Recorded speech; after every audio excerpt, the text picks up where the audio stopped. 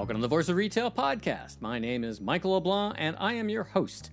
This podcast is produced in conjunction with Retail Council of Canada. In this episode of the podcast, I reconnect with Daryl Aitken, founder of FabricSpark, to discuss the evolution of retail from e-commerce to physical storefronts. Darrell shares insights on building a successful retail business, leveraging community engagement, and growing demand for sustainable and artisanal textiles. From advertising the eBay leadership to launching a thriving fabric business, hear how Darrell navigated the challenges, adapted during COVID-19, and built a loyal online and offline customer base. Darrell, welcome to the Voice of Retail podcast. How are you doing this morning? I am very well, Michael. Thank you.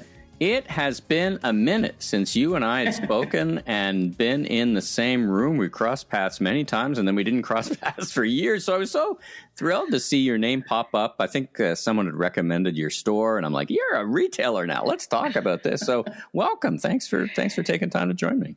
I'm very happy to be here. So you've got, where am I reaching you today? Where are you located? Whereabouts are you? You have a store, right?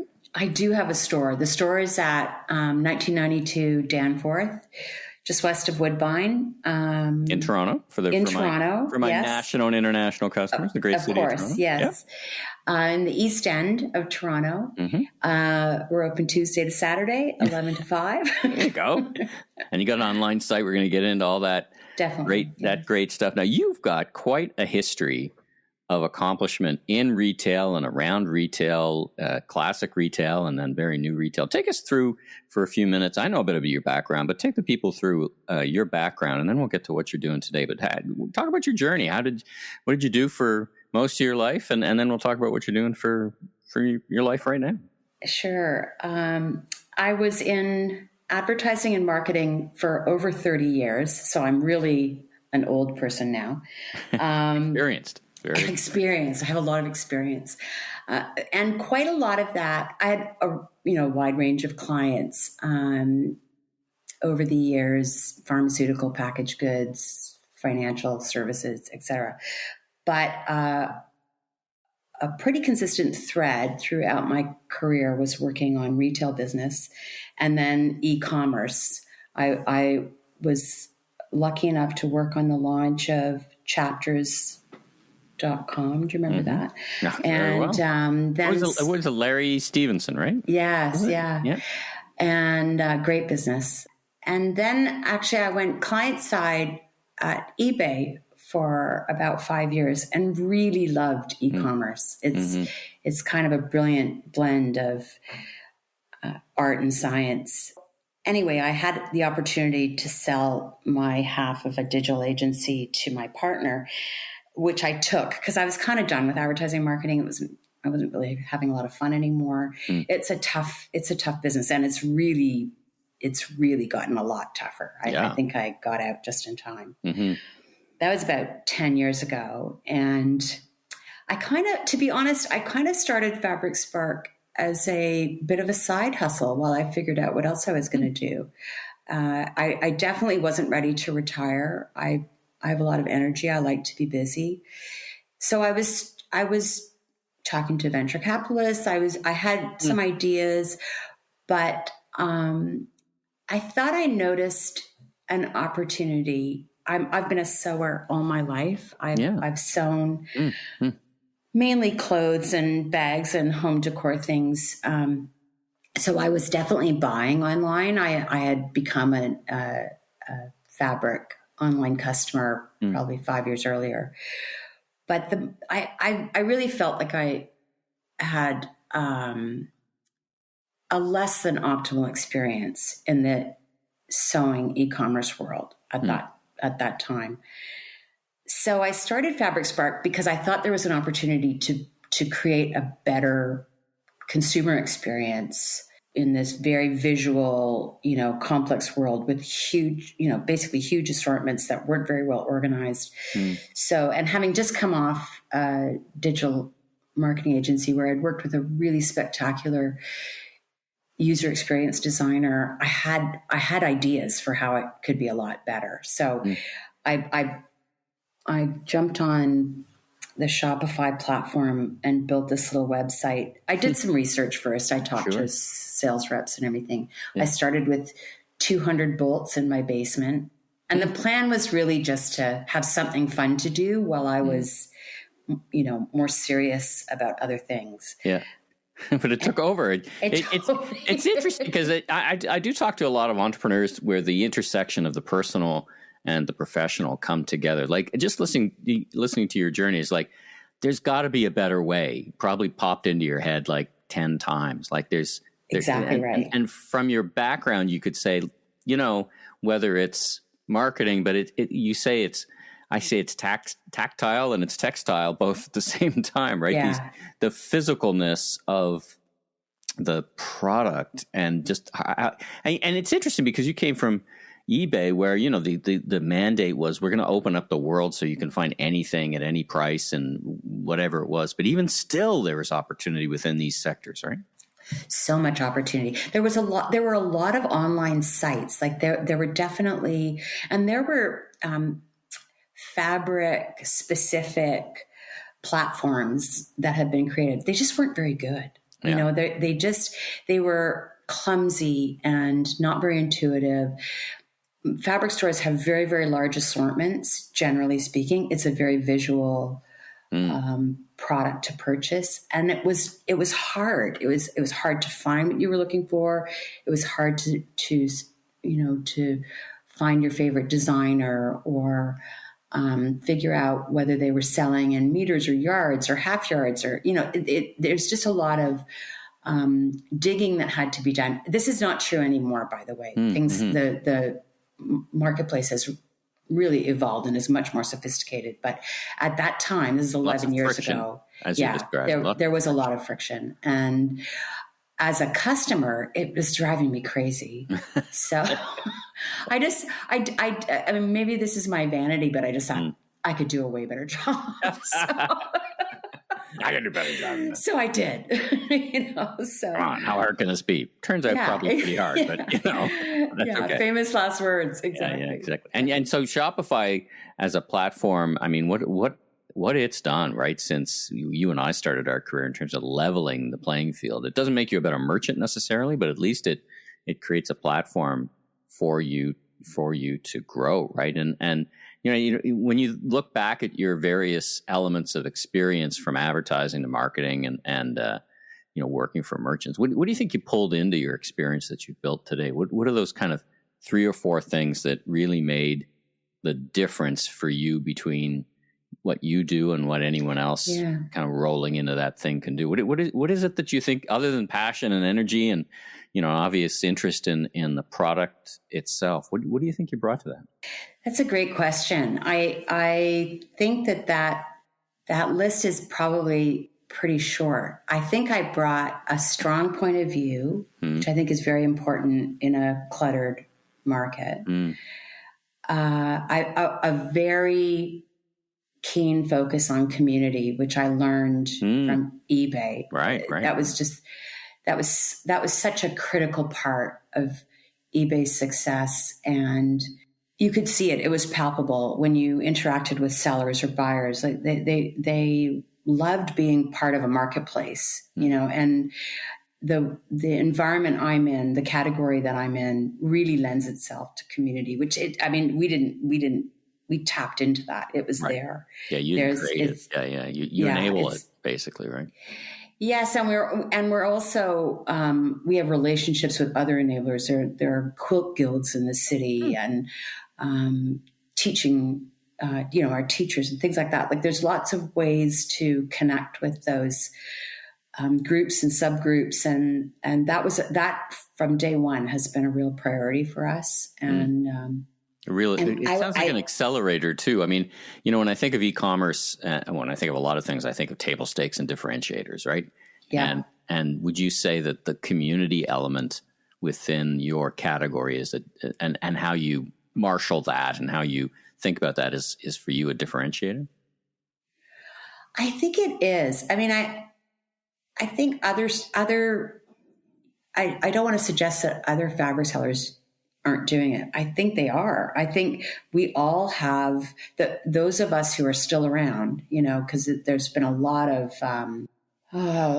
shrinking in our space. It's very troubling shrinking in our space. But those of us who are still around, we definitely have sort of these echoing circles that extend out from our brands and our customer experience. And community is just so critical to our community. The Fabric Spark community is so critical to our business, and we've got a very loyal, interactive, and enthusiastic, supportive base of not just customers. Like they've really become, they influence us. They interact with us. They give us feedback. They participate. They, we kind of, we have a real two-way relationship with a number of our customers. I'm very, very lucky. That's fantastic. Now let's unpack for the people a little bit about Fabric Spark. So tell me, scope and scale. Do you, how many products do you have on the site, kind of stuff, and do you sell internationally? We'll talk about tariffs, I guess, and the store itself. So give us a sense of the business itself, so we can kind of get our arms around what you've already accomplished. Well, we started 11 years ago just online, and we do ship most places in the world, but the bulk of our business is in North America, and to varying degrees, most of that is in Canada. We have periods where we sell a lot to the States, and then that shrinks a bit, and then it grows more, and it's kind of program and collection driven. But our physical store, we had a shared retail space that we started about maybe 7 years ago, and quickly outgrew that and moved into the Danforth store exactly 5 years ago last month. This is our 5th anniversary. Just before COVID. Yes. Talk about timing. There you go. Talk about timing. There's our start on the Danforth was kind of epically challenging because first of all, we opened our doors at the end of January, and I kid you not, like a week and a half later, they dug up the Danforth in front of our store. So no parking. You could barely get to the sidewalk. And it lasted for quite a long time. They were putting in all those new bike lanes and restaurant patios, and it was crazy. I was really nervous, and I'd spent a lot of money getting the store ready, so I didn't have deep reserves. Yeah. And then in February, we went into lockdown, and we didn't know what was going to happen. We didn't know how long it was going to last, and I sent all my employees home, and thought I'll just manage the online business myself out of the store, and hopefully cover my rent and. Yep. But I was very fortunate, and also I think we adapted really, really quickly. I was fortunate because there was a challenge to the SOAS of East York from Michael Garron Hospital to donate thousands of masks a week. I think they wanted to get ahead of the demand for PPE, and so they wanted visitors and people being discharged from the hospital to use donated cloth masks so that the N95 quality were held back for the medical staff, medical community. Exactly. And East York, in the way that it does, it's just an incredible community. They responded, and honestly, my site just lit up, and I started bringing staff back. And then as the lockdown or as COVID continued, people started doing more indoors. People started doing more kind of hobby-based activities. And best of times, worst of times for a business like yours, right? My business, I mean, I feel almost embarrassed saying this, but we boomed. Sure. I had a fantastic response from our customers, so that we were filling orders 7 days a week, and we were behind for the duration. Like we were in catch-up mode for 2 years. Crazy. And had to really pivot in the types of fabric we were bringing in. Sure. And we had to find polypropylene and quarter-inch elastic and all these things that we had never carried before.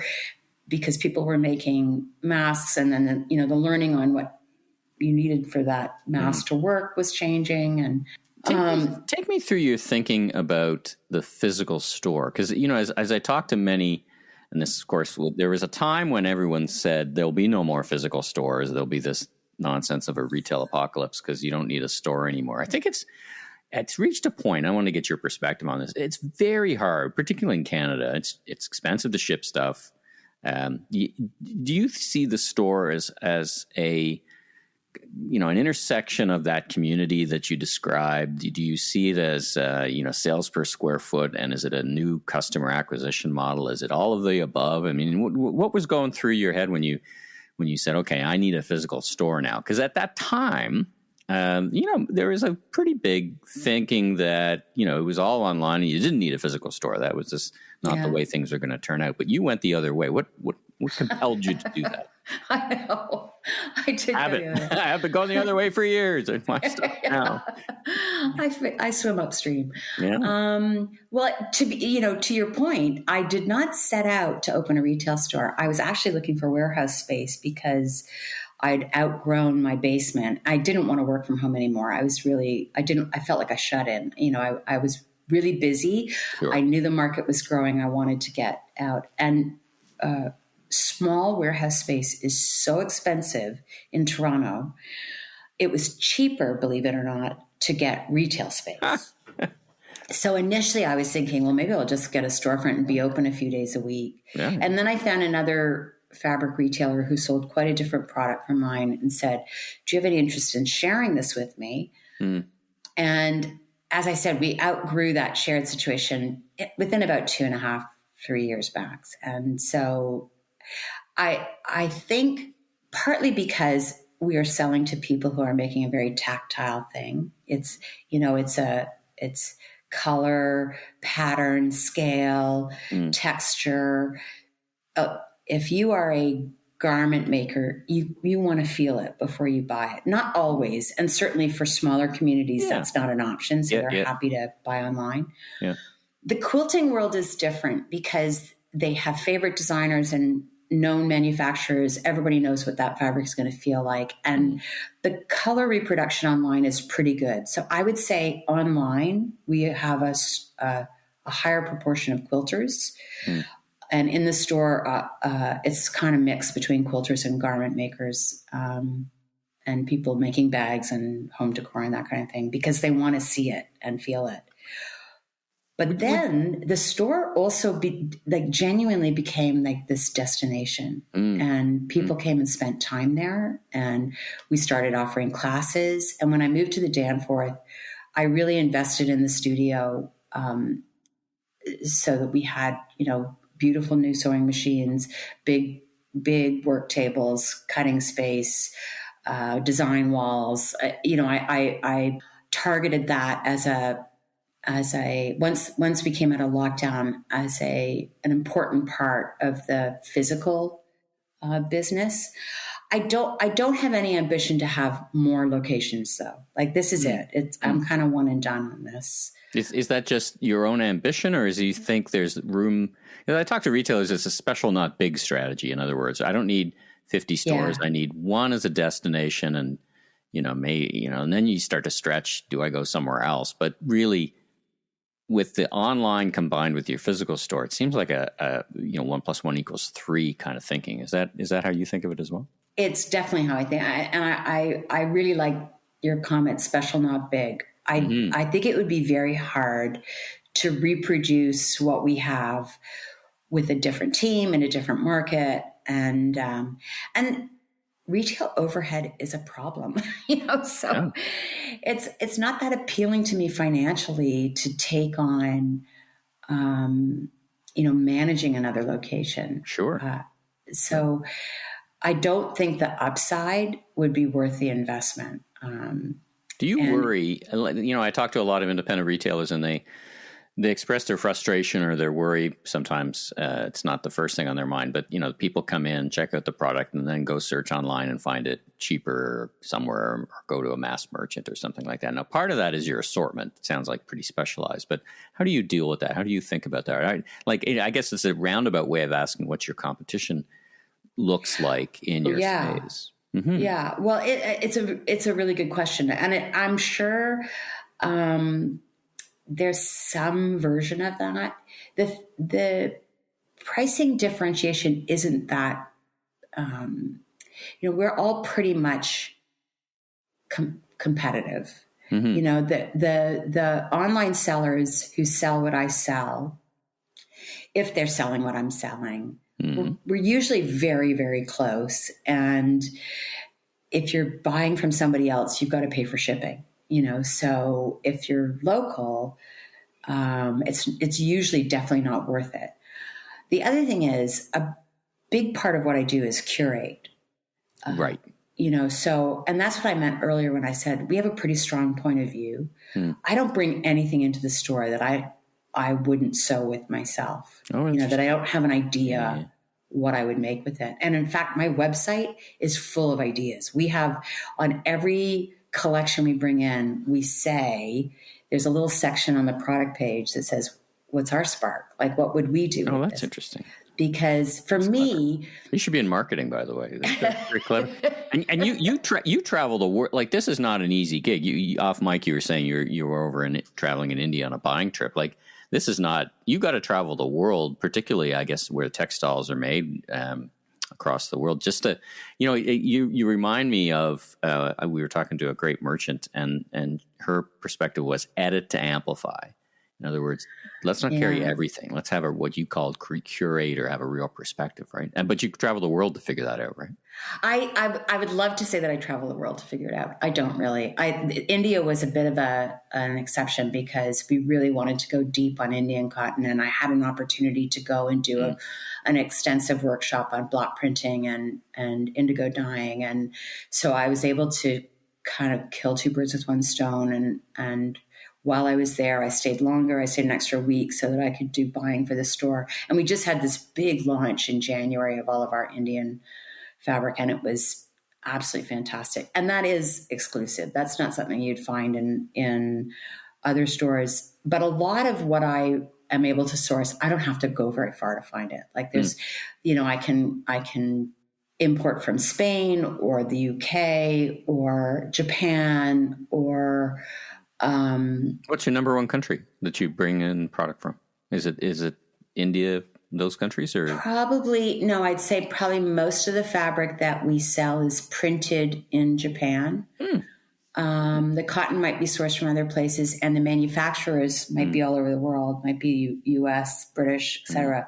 But the quality of fabric printing is so excellent in Japan and South Korea. Actually, those are the two top countries for production. And the cotton's coming from India and the US and China, but the printing really in Japan and South Korea is kind of where it's at. And most of them have distributors in Canada.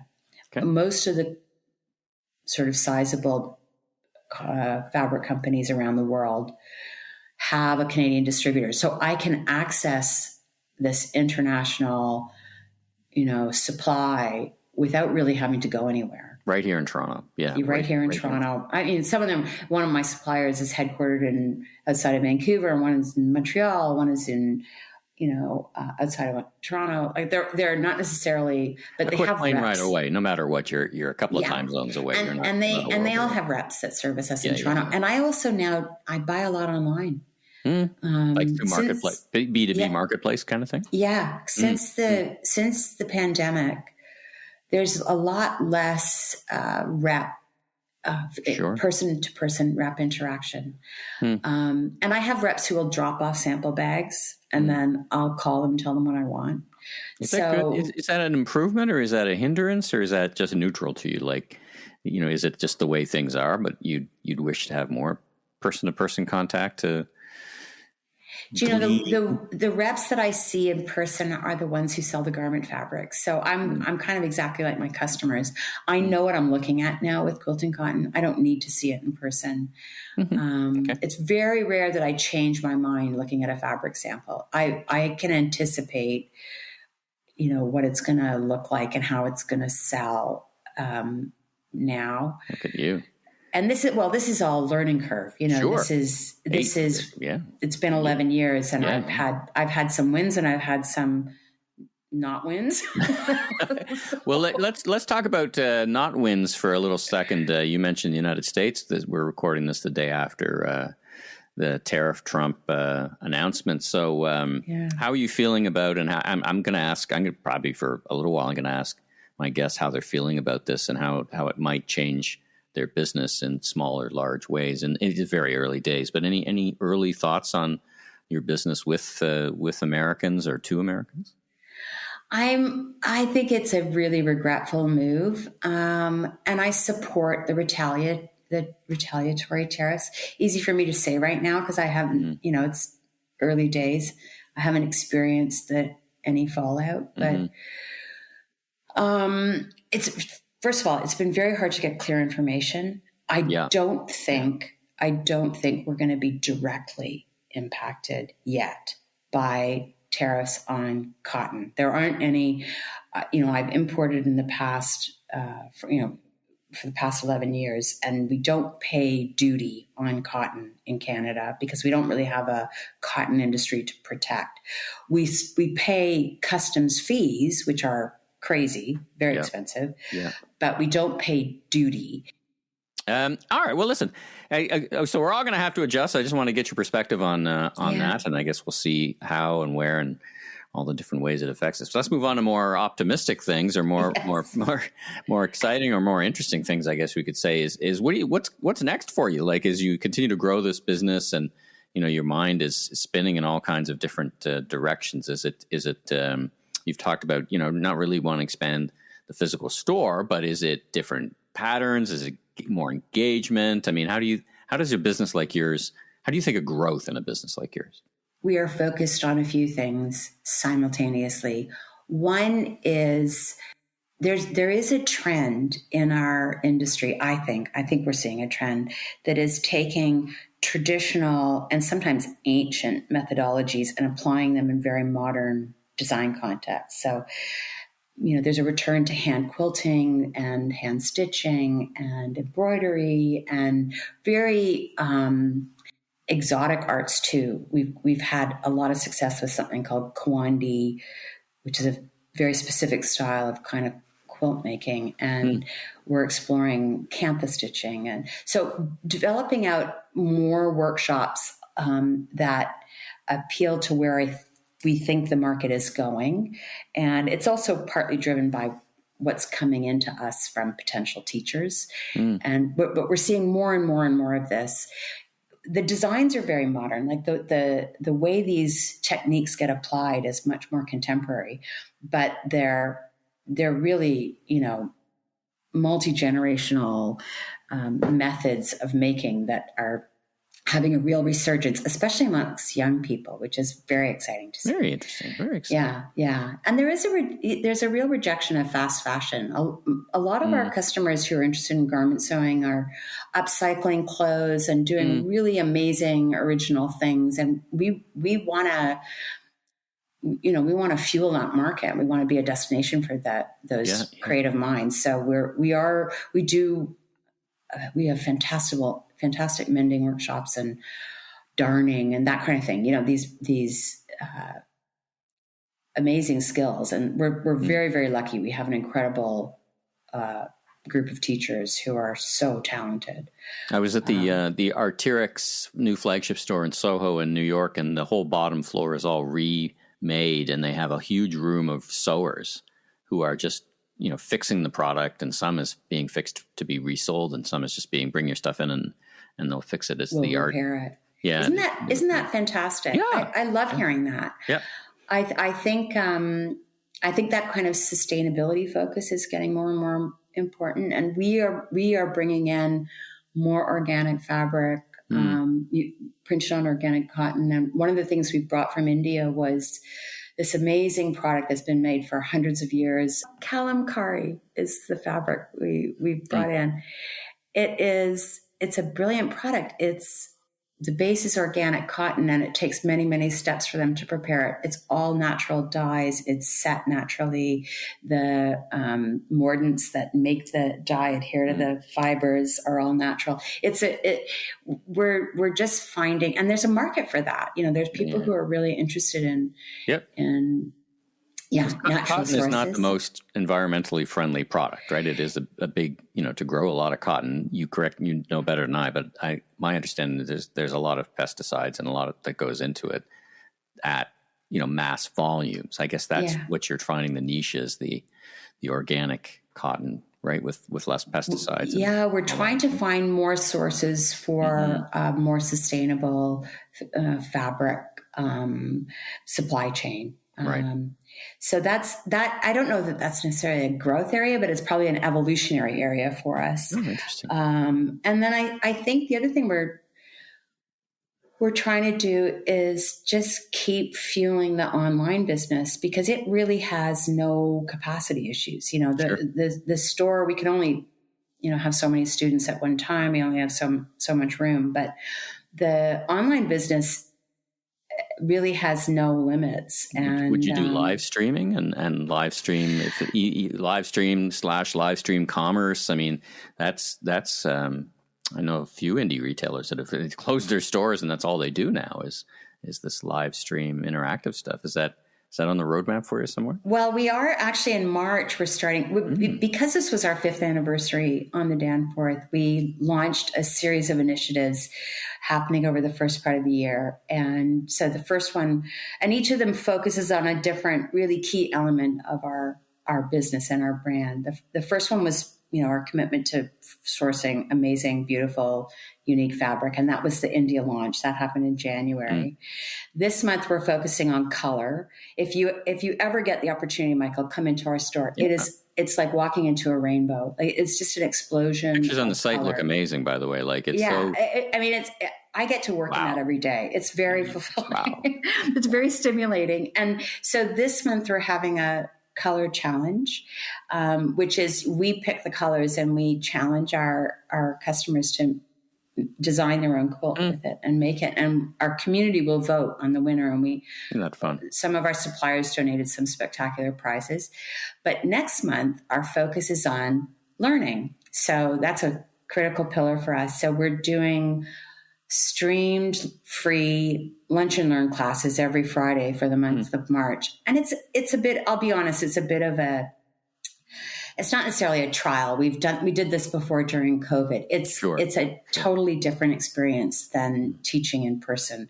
So you have to have the right content and the right prep and the right teachers and the right technology. And,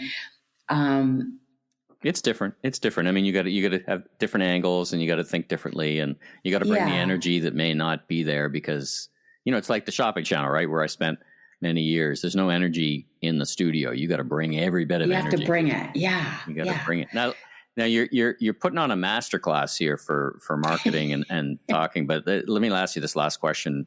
And you've been very generous with your time is, advice to anybody who's thinking about getting into, thinks they want to get into retail or a small business on their own. Like what one or two things would you say, like make sure you do this and maybe do less of that? What advice would you share? I would say really do your homework up front. I was very lucky. I had a few people who were so generous with their information. I got a very thorough schooling when I started from a couple of extremely seasoned reps and some industry professionals who had recently exited. So I knew what I could anticipate what some of the challenges were going to be. And that made a giant difference for me. They saved me all kinds of heartache, I think. Mm-hmm. And then the second thing is, honestly, I would say don't go into debt. The trickiest thing with, especially independent retail, it's cash flow. Right. And you need to learn your seasonality very quickly. You need to make sure you've got reserves to cover the hard times. I don't even run a credit card balance. I pay my credit card bills every day. I know that sounds obsessive, but I think it works. And I don't spend money I don't have. I resisted during COVID when they were offering, low interest loans and stuff. I just thought, I don't need, I don't want to have this hanging over my head. And I think if you can avoid debt, we just saw the second bankruptcy filing for Joann's, which is a big craft brand in the US. Mm-hmm. Second in the space of a year. They could not manage their debt. Now, obviously, it's a different business model. It's a much bigger organization. But I do think in indie businesses, you can buy too much inventory. You can, there's a lot of things you can do that get you painted into a corner. And if you're having to manage servicing, financing during a tough season, that could just tank you. I could just tip you over. Yeah, that could yeah. So I would say do your homework. Don't get into debt, and build a fantastic team. I can honestly say everybody that works for me at Fabric Spark, and we're a pretty big team, but it's almost all part-time. They are incredible makers. They have way more talent than I have. They can have a really genuine, productive, helpful, friendly conversation with a customer, and the customer walks away knowing something they didn't know when they came in. Like they're really skilled. Amazing. And I would not be here without that team. I know it. Well, Darrell, thanks so much for joining me on the podcast. Great interview. And like I said, I think you put a masterclass on for structuring a business, but how you think about a business. And what a great way to, take all that great experience you've had in different ways and put it together. If people want to get in touch with you or visit Fabric Spark, or you LinkedIn person or your social media for Fabric Spark, where do they go? Our website is at fabricspark.com, FABRICSPARK. We're at 1992 Danforth Avenue in Toronto. Our phone number is 416-422-3345, and you can reach me at create@fabricsparkteam.com. Fantastic. Now, are you on the gram? Are you on social media as well? Are you doing the YouTube thing? We're on Instagram at Fabric Spark, all one word. And we have a Facebook page as well, although it's kind of a legacy thing. I honestly don't use LinkedIn anymore, Michael. Mm-hmm. I'm not in the corporate world at all. Yeah. I'm really not. Yeah, listen. More and more, you're not missing much anymore, because it's kind of what it was to what it is today. It's a very different thing. So it is a different place, and this was a really, really big departure for me. From being part of that network. Anyway, listen, thanks so much for taking so much of your time and sharing with us and being on the Voice of Retail podcast. Real treat catching up. And thanks for sharing and continued success. It was lovely to chat with you. Thanks, Michael, and continued success to you too. Thanks for tuning into this episode of The Voice of Retail. If you haven't already, follow on your favorite podcast platform so new episodes will land automatically each week. And be sure and check out my other retail industry media properties, the Remarkable Retail Podcast with Steve Dennis and the Global E-Commerce Leaders Podcast. I'm your host, Michael Blanc, Senior Retail Advisor, Keynote Speaker. If you want more content or chat, follow me on LinkedIn. Safe travels, everyone.